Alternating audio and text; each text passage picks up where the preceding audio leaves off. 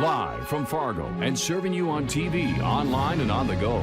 This is Valley News Live at noon. We are still digging out this afternoon after Mother Nature walloped us with a blizzard that dumped more than a foot of snow in parts. Hi, everyone, and thank you for joining us. I'm Jordan Schreier.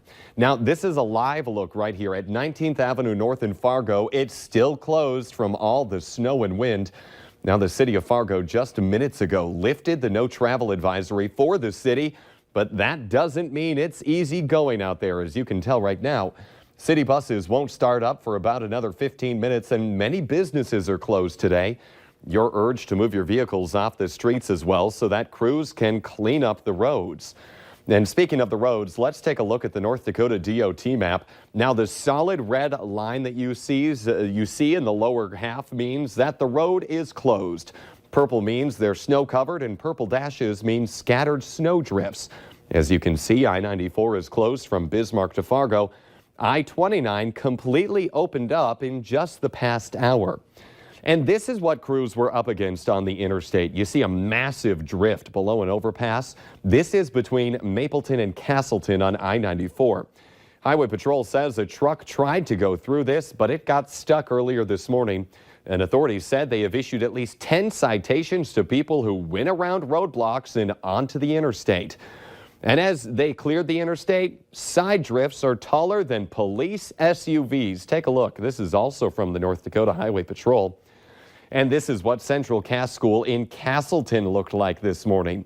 The Sheriff's Department posted this picture showing a drift swallowing the school. That drift is higher than parts of that building.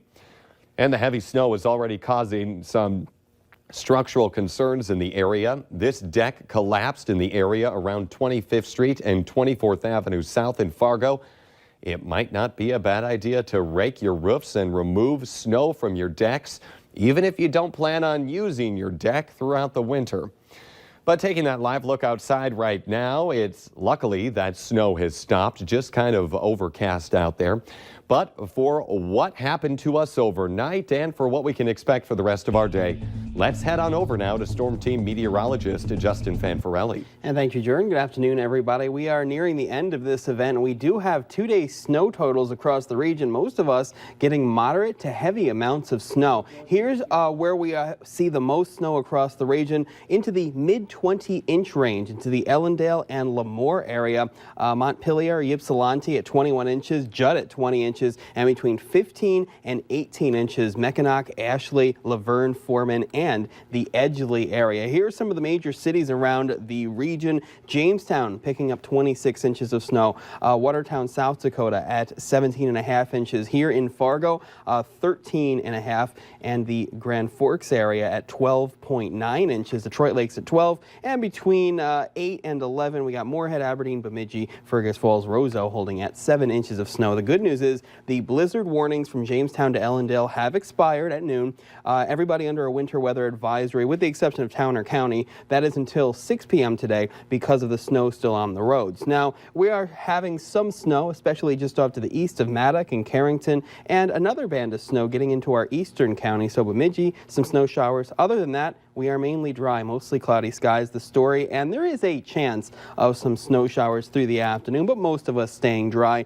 Temperatures actually rising a couple of degrees from where they are right now, getting into the upper teens, but we're going to keep those windy conditions with those northwesterly winds around 20 to 40 miles per hour. We dry out over the next couple of days, and temperature is not that bad for this time of year through the week. We'll have the details on that coming up later in the newscast. All right, a lot to talk about. Thank you, Justin.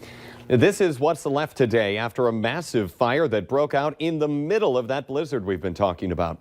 Fargo Fire got the call around 7 last night about a building on fire in the 3300 block of 15th Street South. Now, that's a strip of businesses behind the 32nd Avenue Hornbacher store.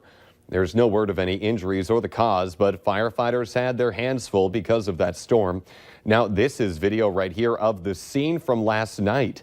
That firefight sent a lot of water into the street, and fire crews say to watch out for ice once traffic is back up and moving around the city.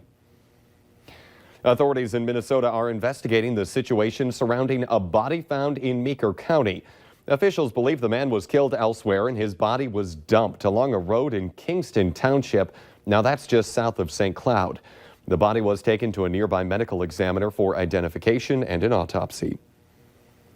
In just moments, a church service turned into a crime scene when a gunman opened fire on Sunday. Today, investigators are searching for the reasons why. Blaine Alexander brings us the latest from the White Settlement, Texas area, and we do want to warn you, parts of the video that we're about to show you are disturbing. The urgent calls came right in the middle of Sunday service. We're going to need help with patient care. It happened at West Freeway Church of Christ in White Settlement, Texas. The service was being live streamed on YouTube. There, in the top left corner, you see a man get up from his seat and talk to someone. Minutes later, he steps back, pulls out a shotgun, and fires twice. But within seconds, parishioners who were also armed spring into action. Two of the parishioners who are volunteers on the security force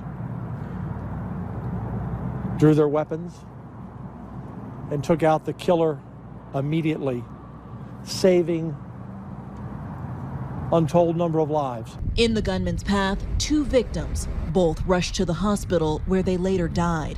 One of them identified by family as 64-year-old Tony Wallace, a loving husband, father, and grandfather. He was just our rock. It was just a rock that held us together. This morning, the FBI is joining the investigation, working to learn more about the gunman and why he opened fire. And officials say that the shooter had been arrested in the past repeatedly, but they would not go into details about those previous crimes. Now, they say that when he walked into this church, he sat with the congregation for a bit, listening to service before he got up and started shooting. In White Settlement, Texas, I'm Blaine Alexander, NBC News. Guns were previously banned in the state in churches until a state law went into effect in 2017, allowing the churches to have armed volunteer security. In our consumer alert this afternoon, there is a price tag for sitting in traffic. Experts call them phantom traffic jams. You know, those moments when a traffic grinds to the standstill for no apparent reason. That traffic comes at a big cost in both time and money. A new study found the average urban commuter spends about 54 hours each year just sitting in traffic. It also costs the U.S. economy a grand total of $179 billion each year. Now that's according to Texas A&M. 2019 has been a banner year for Disney. The company had 6 movies bring in $1 billion, and it will likely add a 7th. Overall, Disney hauled in more than $10 billion at the worldwide box office and claimed nearly 40% of the U.S. box office. Disney has been steadily increasing its market share over the past decade. 7 of the top 15 films of the year were Disney films.